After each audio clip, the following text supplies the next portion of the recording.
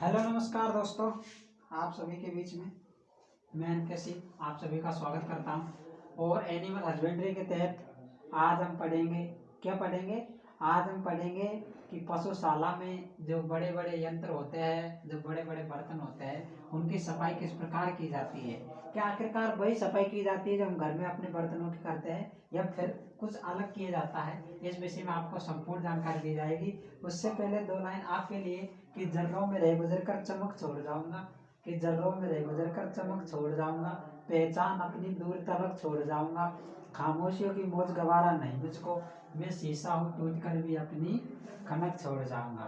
ये आपके लिए थी। और अब हम अपने टॉपिक की ओर बढ़ते हैं। अपना टॉपिक है पशुपालन के अंतर्गत जो पशुशाला में जो बड़े बड़े बर्तन होते हैं, जो डेयरियों में जो बड़े बड़े टैंक होते हैं, उनकी सफाई आखिरकार किस प्रकार की जाती है। तो साथियों, आपसे पूछ दिया जाए सफाई करना क्या करना है भाई? सफाई करना है। अरे झाड़ू नहीं लगाना है, सफाई करनी है। किनकी? बर्तनों की सफाई करनी है। अब बर्तनों की सफाई करेंगे, कैसे करेंगे? तो इसमें क्या है, दो विधियां है। कौन सी विधि है? एक तो कौन सी विधि है साथियों? एक तो है सूखी विधि। कौन सी विधि है? सूखी विधि। कौन सी विधि? सूखी विधि के तहत हम बर्तनों की सफाई करेंगे। दूसरी आएगी आपकी वैज्ञानिक विधि। दूसरी कौन सी विधि है साथियों? वैज्ञानिक विधि। साथ साथ बोलिएगा, एकदम याद हो जाएगा, कोई टेंशन लेने की बात नहीं है। वो कहते हैं ना कि तुमने कहा था तुमसे ना हो पाएगा गालिब, पर जब करके दिखाएंगे तो तुम ही बोल दोगे कि तुम ही थे जो कर सकते हो। तो मैंने बोला कि दो विधि है साथियों, एक तो सूखी विधि है, एक वैज्ञानिक विधि है। अब आपको नाम से पता चल रहा है सूखी विधि। इसमें क्या पानी का उपयोग नहीं करेंगे? आखिरकार पानी का उपयोग तो करेंगे, लेकिन कहाँ पर करेंगे और कैसे करेंगे, इस सभी के विषय में चर्चा करेंगे। सर्वप्रथम आपसे पूछ लिया जाए कि सर ये सूखी विधि कहाँ उपयोग की जाती है? मैंने कहा ये सूखी विधि वहाँ उपयोग की जाती है जहाँ पर पानी नहीं होता है या फिर पानी कम होता है। तो कौन से क्षेत्र आ जाएंगे इसमें साथियों? इसमें आ जाएंगे कम पानी वाले क्षेत्र। कौन से क्षेत्र आ जाएंगे? कम पानी वाले क्षेत्र। कौन से? कम पानी वाले क्षेत्र, जहाँ पर क्या अपनाई जाती है? कौन सी विधि अपनाई जाती है कम पानी वाले क्षेत्रों में? सूखी विधि अपनाई जाती है। किसके लिए अपनाई जाती है? बर्तनों को साफ किया जाता है। किसमें? डेयरी में साफ किया जाता है। किसमें? जो बड़े बड़े डेयरी फार्म होते हैं उनमें बर्तनों को सफाई करने के लिए, डेयरीशाला के यंत्रों को सफाई करने के लिए, दूध लगा होता है उनको कैसे साफ किया जाता है, उस सूखी विधि में हम सब अध्ययन करते हैं। किसमें अध्ययन करते हैं? सूखी विधि में। अब एक आएगी आपके वैज्ञानिक विधि। कौन सी विधि? वैज्ञानिक विधि। सर्वप्रथम जो क्वेश्चन जहाँ से पूछा होगा वो यहाँ से होगा। वैज्ञानिक विधि से सूखी विधि को कोई नहीं पूछेगा, क्योंकि अब सब जगह पानी के टैंक भरे हुए हैं, तो सूखी विधि का तो जो मान है वो नगण्य रह गया है। लेकिन जब मैं बात करूंगा वैज्ञानिक विधि, तो आखिरकार जो वैज्ञानिक विधि से जब हम सफाई करेंगे तो वह तीन प्रकार से करेंगे। कितने प्रकार से करेंगे साथियों? वैज्ञानिक विधि से हम जब भी सफाई करेंगे तो तीन प्रकार से करेंगे। टाइप एक कैसे करेंगे? एक तो करेंगे अपन सामान्य पानी से। कैसे पानी से करेंगे रे? सामान्य पानी से करेंगे। कैसे करेंगे? एक तो करेंगे अपन सामान्य पानी से करेंगे। कैसे करेंगे? सामान्य पानी से करेंगे। दूसरा कैसे करेंगे? और दूसरा करेंगे कैसे करेंगे? दूसरा करेंगे अपन सोडियम, किसके? सोडा राख द्वारा करेंगे। सोडियम नहीं, सॉरी, सोडा राख के द्वारा करेंगे। दूसरी जो सफाई हम करेंगे किसके द्वारा करेंगे? सोडा राख के द्वारा करेंगे। गर्म पानी लेंगे, इसमें क्या लेंगे? इसमें गर्म पानी। क्या लेंगे साथियों? इसमें लेंगे गर्म पानी। ठीक है, सोडा राख के द्वारा। और जो तीसरी जो विधि है ना, वो है डायरेक्ट गर्म पानी के द्वारा। कौन सी विधि है साथियों? ये है गर्म पानी। तो अभी तक मैंने आपको कुछ नहीं बताया। मैंने आपको बताया कि जो पशुशाला में जो यंत्र होते हैं उनमें आखिरकार सफाई कैसे की जाती है, तो बर्तनों की, बड़े बड़े बर्तनों की सफाई कैसे की जाती है। अभी तक आपको ज़्यादा कुछ याद रखना ही नहीं है। मैंने अभी तक तीन ही चीज़ बताई आपको। तीन चीज़ कौन कौन सी बताई? मैंने कहा दो विधियाँ है। कौन सी विधियाँ है?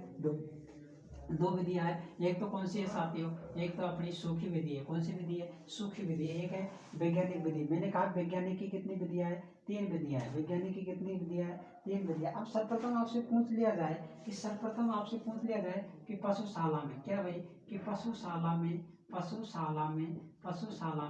बर्तनों को साफ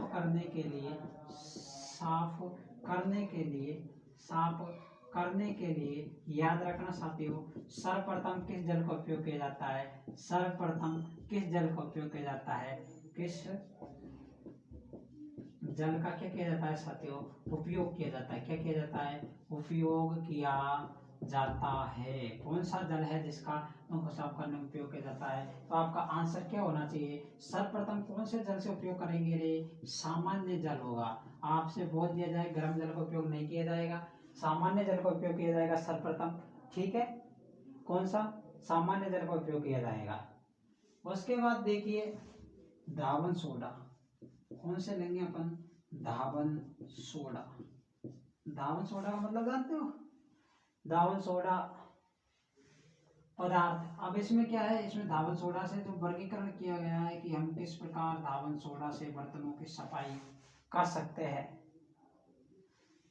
आपसे ये भी पूछ लिया जाए कि धावन सोडा से जब बर्तनों की सफाई करेंगे तो ऐसे कौन से बर्तन है जिनकी सफाई धावन सोडा से होगी? तो जो कांच के जो बर्तन होते हैं, ये क्वेश्चन आया हुआ है।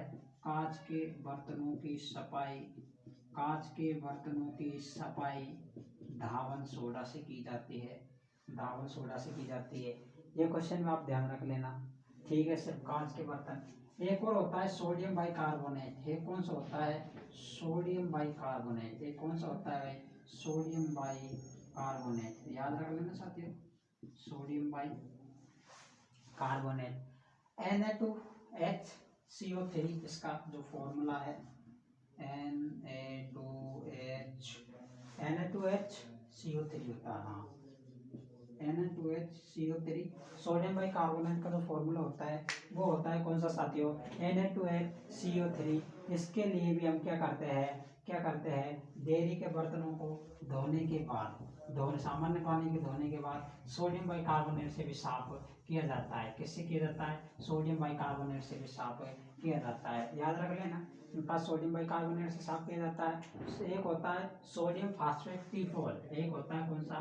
सोडियम फास्फेट टीफॉल। कौन सा होता है? Sodium phosphate टीफॉल। टीफॉल भी कह दो, टीफॉल भी कह दो, कोई टेंशन वाली बात नहीं है।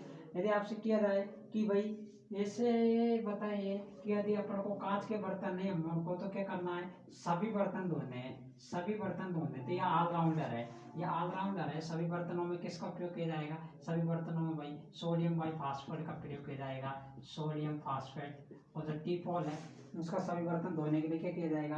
प्रयोग किया जाएगा। क्या किया जाएगा? प्रयोग किया जाएगा। और ये तो हो गया आपके क्षारीय शोधक। अब है कि अम्लीय शोधक।